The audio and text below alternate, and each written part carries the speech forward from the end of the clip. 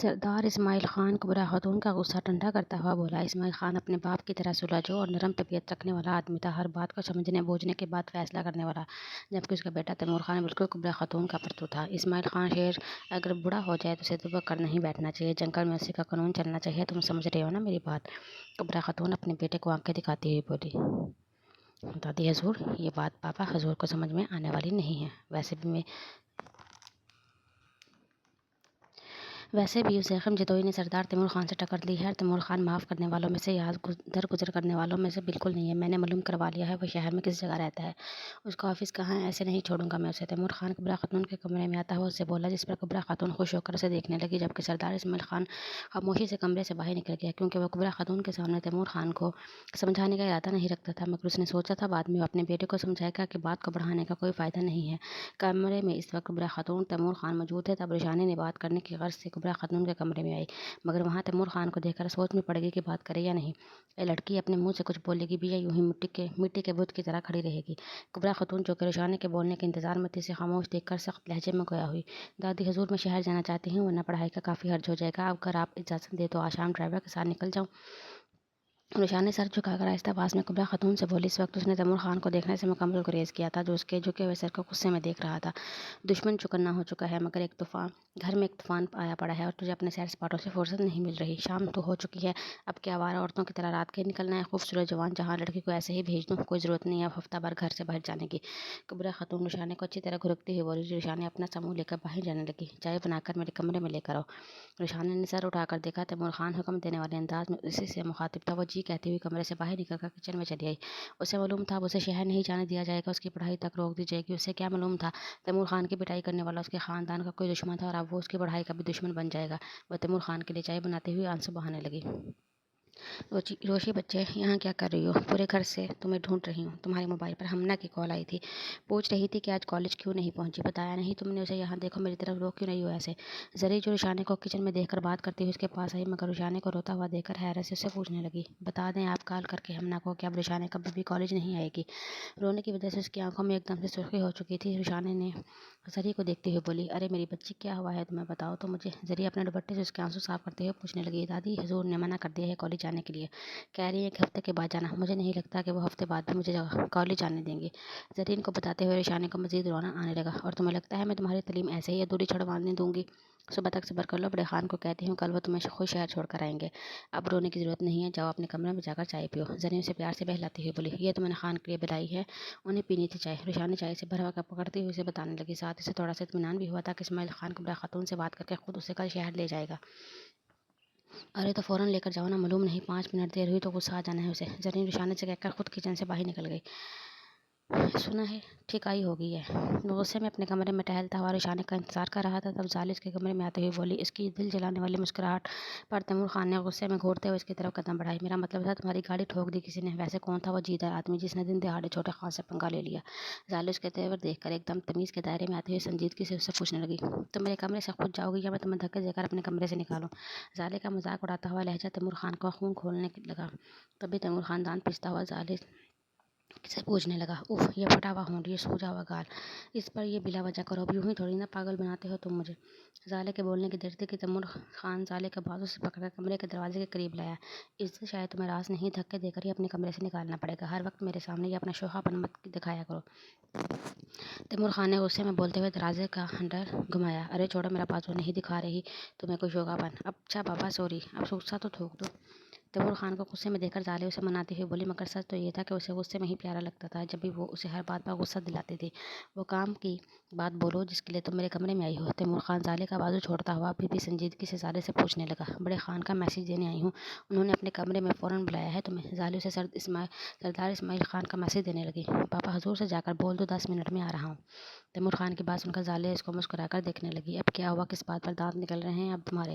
Timur Khan زالے کو مسکراتا ہوا دیکھ کر پوچھنے لگا، تصور میں تمہیں پڑتا ہوا دیکھ کر سوچ رہی ہوں، کیا مزیدار سین ہوگا، میں نے مس کر دیا، مجھ سے لکی تو اپنی روشانی رہی جس نے پورا سین انجوائے کیا ہوگا۔ زالے تیمور خان کا مذاق اڑاتی ہوئی بولی تھی، کمرے کا دروازہ پہلے ہی کھول چکی تھی، اپنی بات مکمل کر کے بغیر تیمور خان کے تاثرات دیکھتی وہ پھرتی سے کمرے سے نکل گئی۔ خان یہ کیا کر رہے ہیں؟ دوپٹہ چھوڑے میرا۔ رخسانہ نے تیمور خان کے کمرے میں چائے رکھتے ہوئے پلٹنے لگی، تبھی اپنے پیچھے کھڑے تیمور خان کو دیکھ کر سائڈ سے نکلنے لگی۔ تیمور خان نے اس کے سر سے دوپٹہ کھینچا تو رخسانہ بے ساختہ بولی، دن نہیں لگتا تمہارا حویلی میں؟ کون انتظار کر رہا ہے شہر میں؟ جواب دو۔ تیمور نے رخسانہ کا دوپٹہ چھوڑ کر اسے دیوار کی طرف دھکا دیا اور دیوار سے جا لگی۔ تیمور خان لمبے لمبے ڈگ بھرتا اس کے پاس آیا، اس سے پوچھنے لگا، خان کیسی باتیں کر رہے ہیں؟ میں تو شہر کالج کے لیے۔ رخسانہ نے اپنے دفاع میں بولنا چاہا تو تیمور نے اس کے بالوں کو مٹھی میں جکڑا۔ اس کمینے کے سامنے گاڑی سے باہر کیوں نکلی تم؟ تیمور خان کڑے تیوروں سے رخسانہ کو گھورتا ہوا پوچھنے لگا۔ آپ کو بچانے کے لیے۔ خان قسم لے لے۔ وہ اپنے بالوں کو تیمور خان کی مٹھی سے آزاد کرواتے ہوئے ہمت کر کے اپنے دفاع میں بولی، بھائی مجھے بچانے کے لیے یا اس کے ہاتھوں مار کھاتا ہوا دیکھنے کے لیے؟ تیمور خان اس کے بالوں کو زور سے جھٹکا دیتا ہوا بولا، واہ صبح ہی اپنی ہونے والی دھلائی اور تھوڑی دیر پہلے سالے کی باتوں کا غصہ اس معصوم پر اتارنے لگا۔ رخسانہ نے روتے ہوئے نفی میں سر ہلایا۔ اسے نہیں معلوم تھا کہ تیمور خان اسے اپنے کمرے میں بلا کر اس طرح اس پر غصہ کرے گا۔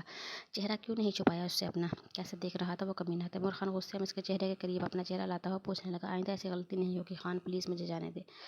اسے اب تیمور خان سے ڈر لگنے لگا تھا، نہ جانے وہ غصے میں اس کے ساتھ کیا کر دے۔ رخسانہ ڈرتی ہوئی تیمور خان سے بولی، اگلی بار اگر ایسی غلطی کی تو یہ خوبصورت چہرہ کسی دوسرے کے تو گا تمہارے خود کے دیکھنے قابل بھی نہیں چھوڑوں گا۔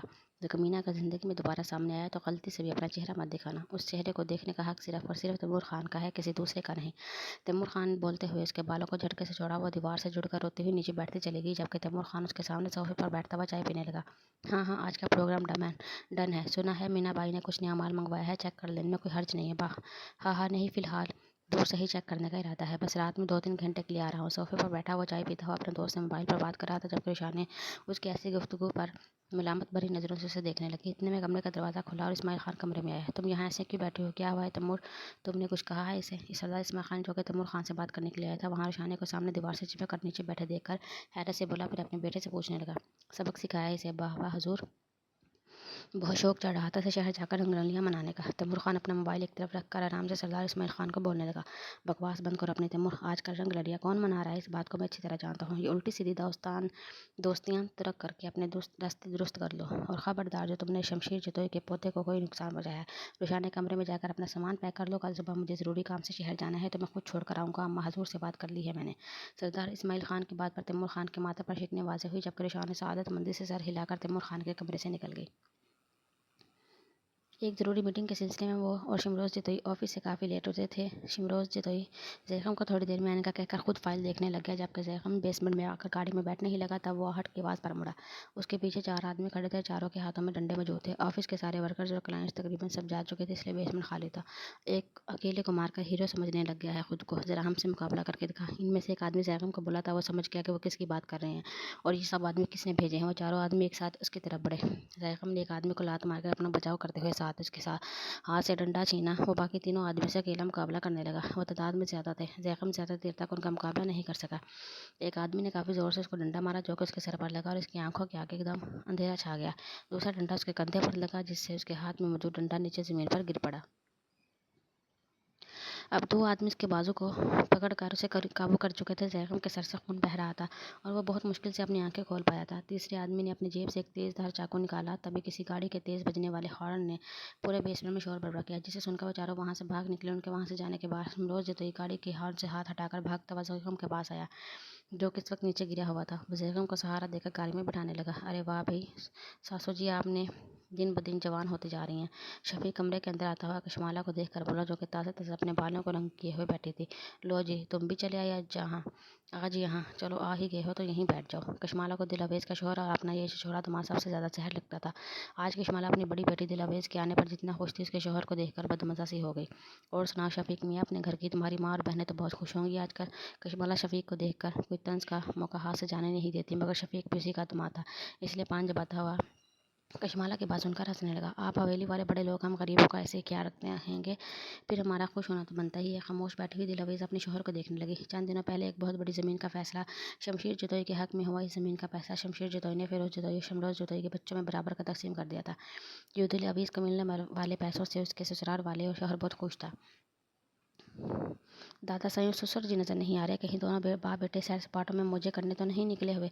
शफीक पूरे हाल में नज़रें घुमाता हुआ कशमाला से मैंने से पूछने लगा। सैर सपाटे और मौजों से उसकी क्या मुराद थी ये कशमाला खूब समझती थी, जबकि दिल अवेज खामोश बैठी हुई अपने शोहर की बातों से शर्मिंदा होने लगी। वो दोनों मर्दाने में मर्दों के दरमियान मौजूद हैं, भला मर्दों में तुम्हारा क्या क्या, इसलिए मैंने तुम्हें यहीं बैठने की दावत दी। सैर सपाटों की उम्र तो अब तुम्हारी भी नहीं रही शफीक मियाँ, मेरा मशवरा मानो तो अब मस्खरापन छोड़कर ज़रा बरादरी बुर्दबारी से काम लेना शुरू कर दो। जितनी संजीदगी से कशमाला से भिगो भिगो कर लगा रही थी, उतना ही ज़्यादा हंस कर कशमाला का खून जलाई जा रहा था, यहाँ तक कि पान की लाली उसके होंठों से झलकने लगे। अरे मेरी प्यारी सी सासू जी, सैर सपाटों से उम्र का क्या ताल्लुक, दिल जवान होना चाहिए मर्द का। क्यों भी दिल, सही कह रहा है ना तेरा शोहर। शफीक अब दिलावेज को मुखातिब करता हुआ बोला, जो मलविल नज़रों से शफीक को देखकर खामोश रहने का इशारा कर रही थी।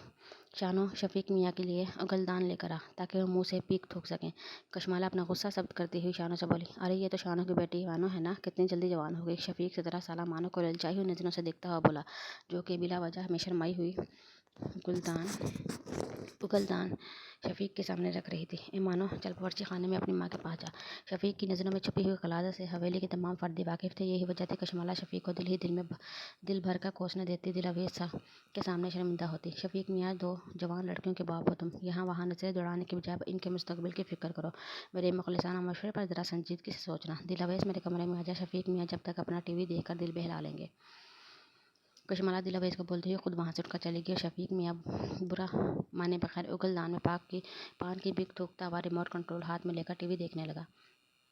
तुम फिर मेरा दिमाग खाने मेरे कमरे में चली आई हो। सुबह ही सुबह जाले को अपने कमरे में देखकर तैमूर खान अपने मुंह के जावे बिगाड़ता हुआ बोला, माफ़ करना खान, मगर मैं जंग लगी चीज़ें नहीं खाती हूँ। तुम्हारे कमरे में मैं सिर्फ अपने काम से आई हूँ।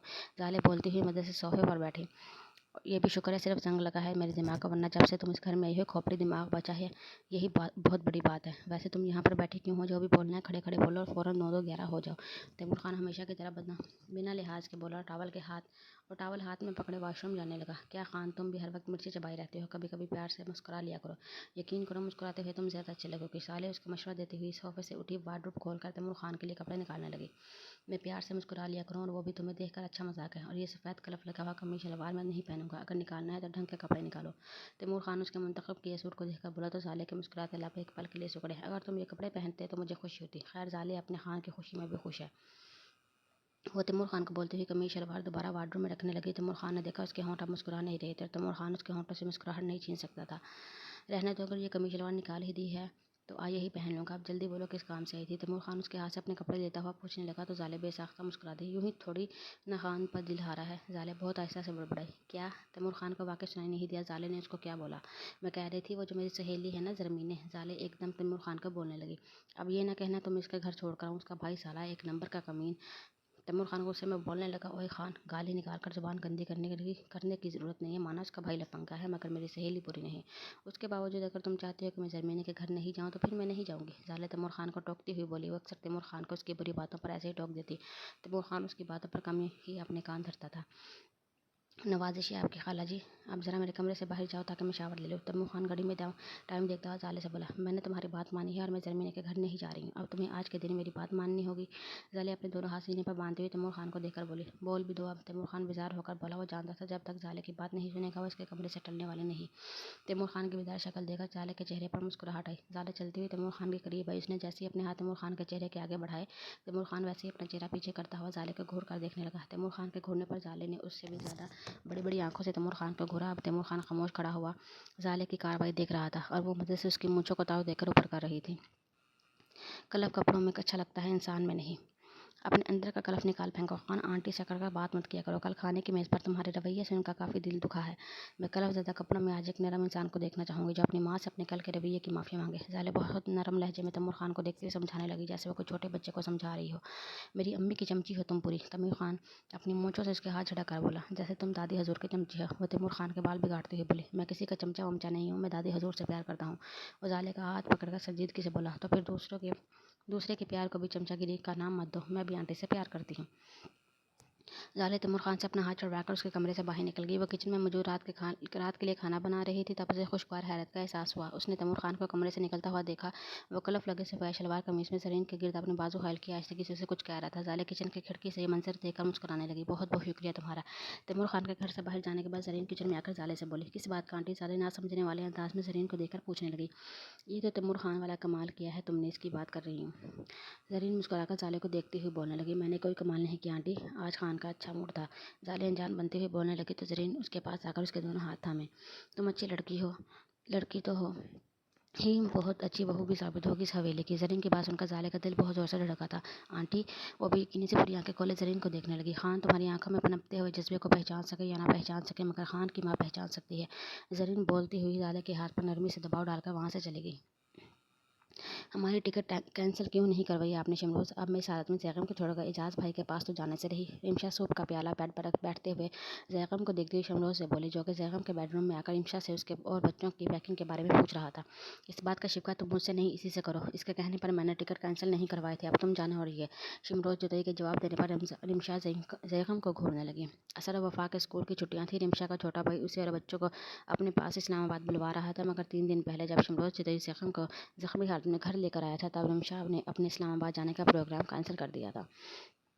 चची, 3 दिन गुजर गए हैं, अब तो सर की पट्टी भी खुल चुकी है, मैं बिल्कुल ठीक हूँ। चाचू के कहने पर ही घर में रेस्ट कर रहा था और अब तो इस बेड पर लेटे लेटे बता चुका हूँ। मैं खुद कल से ऑफिस जाऊँगा, इसलिए आप अपना और बच्चों का प्रोग्राम ख़राब नहीं करें प्लीज़। ज़ैग़म नहीं चाहता था कि उसकी वजह से रिमशा और बच्चों का प्रोग्राम ख़राब हो। वैसे भी अब इसको अपना आप बिल्कुल फिट महसूस हो रहा था। सर की चोट बिल्कुल ठीक हो चुकी थी, मगर जब उसने शिमरोज़ जुदाई को बताया कि यह सरदार अकबर खान के पोते तैमूर खान की कारस्तानी है, तब शिमरोज़ जुदाई ने उसे खामोशी इख्तियार करने को कहा, जो कि ऐसे बिल्कुल ठीक नहीं लगा, मगर वो शिमरोज़ जुदाई की बात नहीं टालता था, इसलिए खामोश हो गया। शिमरोज़ जुदाई ने ही इस वाक़े का जिक्र ख़ास तौर पर हवेली में करने से भी मना कर दिया था। ओहो, अब क्या हो गया इस कार को? रोशानी बेजार होकर बोली, 1 हफ्ते पहले वो सरदार इस्माइल खान के साथ शहर आ गई थी। पहले तो वो कॉलेज वैन में जाया करती थी, मगर इस बार सरदार इस्माइल खान ने न जाने क्या सोचकर उसके लिए ड्राइवर अरेंज कर दिया था, जो उसे हॉस्टल से लेकर कॉलेज, छोड़कर कॉलेज से हॉस्टल। गाड़ी का टायर पंचर हो गया है मैम।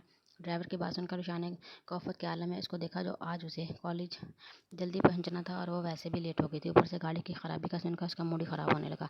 कॉलेज का रास्ता यहाँ से 10 कदम के फासले पर रह गया, मैं पैदल चली जाती हूँ, आप ऐसा करो 2 बजे तक मुझे कॉलेज से भी कर लेना।